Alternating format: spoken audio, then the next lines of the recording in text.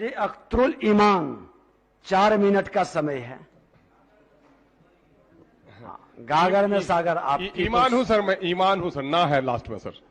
ईमान जी जी sir. तो ईमान ही तो कहते हैं, इमाम नहीं कहते हैं। इमाम भी कुछ लोग सुन लेते हैं सर। तो थोड़ा सा आज गृह विभाग और सामान्य प्रशासन के कटौती प्रस्ताव के पक्ष में बोलने का आपने अवसर दिया है। महोदय, सरकार जो इस वक्त चल रही है वो सरकार चल रही है अपने दावे के साथ, न्याय के साथ विकास और कानून का राज।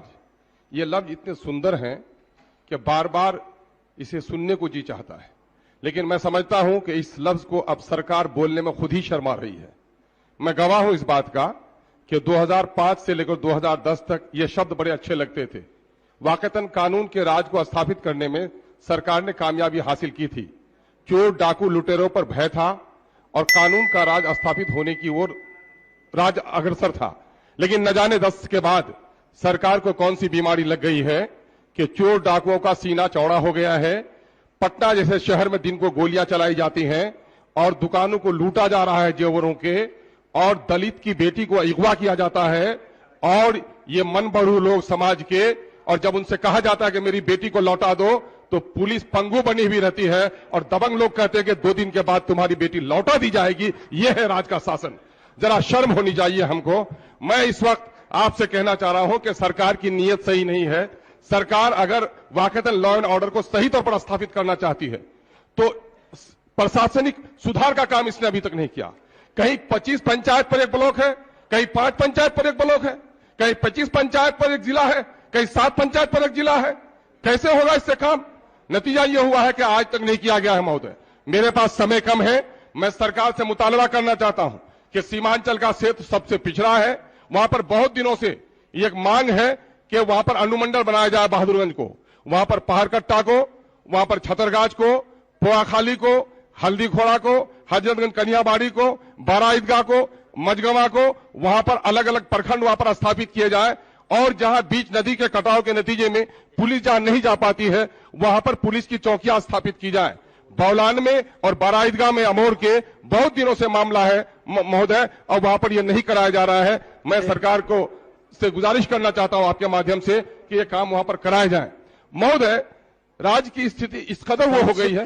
बिल्कुल बिल्कुल सर, आपके आदेश का पालन करूंगा सर, लेकिन आपसे जरा सा आशा भी रखता हूं सर कि मेरा समय तो खुद ही कम है, अल्पावधि है, उसमें क्या काटिएगा सर, उन लोगों का काटिएगा समय। मामला यह है महोदय कि मैं आपसे ये गुजारिश करना चाहता हूं, लेकिन बढ़ने भी नहीं देंगे। हाँ ठीक है महोदय, मैं जो गुजारिश करना चाह रहा हूं महोदय वो ये है कि पुलिस को फ्रेंडली होना चाहिए।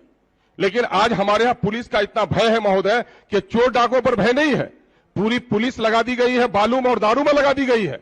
जिनके यहां डकैती होती है रात को, अपना जेवर देकर डकैत से जान छुड़ा लेता है, लेकिन डकैती की रिपोर्ट लिखवाने के लिए थाना जाने में डाकुओं से ज्यादा पुलिस को देखकर डर लगने लगा है। महोदय, यह कौन सी स्थिति है? महोदय, मैं अपने क्षेत्र की बात कहता हूं कि मेरे क्षेत्र में दारोगा ने मुबीन नाम के एक शख्स को पिछले साल मई के महीने में 3 दिन तक लॉकअप में बंद रखा बगैर किसी मुकदमा के। और महोदय, उसकी शिकायत की गई, लेकिन आज तक दारोगा पर कार्रवाई नहीं हुई। दारोगा पर कार्रवाई इसलिए नहीं हुई कि दबंग राजनेता लोग उसके रिश्तेदार हैं, बड़े लोगों से उसकी रिश्तेदारी है। तो इसके माने यह है कि राजनीति छत्रछाया अगर मिल जाए, बड़े अफसरों का छत्रछाया अगर लूट के लिए मिल जाए, तो इस देश की जनता को अंग्रेज के जमाने में जो प्रताड़ना हो रही थी वही प्रताड़ना अगर आजादी में हो तो फिर हमारी आजादी के सौगात कहां छुप जाएंगे। महोदय, ये बड़ी विनती करता हूं महोदय, ये मेरा मामला नहीं है। इस बात का समर्थन कर रहा है कि आज कहीं न पुलिस का कैरेक्टर आप जांच करवा लीजिए महोदय कि पुलिस का जो कैरेक्टर है आज के दिन में कितना भय का है। मैंने पहली बार में आकर के कहा था कि महोदय, पुलिस की स्थिति थाने की आज ऐसी है कि आपका 90% जो एमएलए है वो दारोगा से बात करने में घबराता है, इज्जत बचा के चलता है, कट के चलता है। ये एक ऐसी स्थिति है महोदय, जनता की पीड़ा को जब हम तक नहीं उन तक पहुंचा सके तो फिर हमारा आना किस लिए काम है। मैं समझता हूं कि जनता को धोखा देंगे, और यकीनन है कि सरकार अच्छा काम कर रही है। महोदय, मैं कर रहा हूं, सरकार अच्छा काम कर रही है। हम साधुवाद देना चाहते हैं महोदय, सरकार अच्छा काम करे, लेकिन जनता की पीड़ा को अगर सरकार न समझ सके तो मरे हुए बकरी की खाल से लोहा भी भस्म हो जाता है सर। इसलिए गरीबों की आस से बचाते हुए पुलिस प्रशासन को और प्रशासनिक सुधार की ओर तवज्जो देने के लिए आप हुकूमत को तंबीह करेंगे, ये मैं आशा ही नहीं बल्कि उम्मीद रखता हूं। आपने समय दिया, बहुत बहुत शुक्रिया।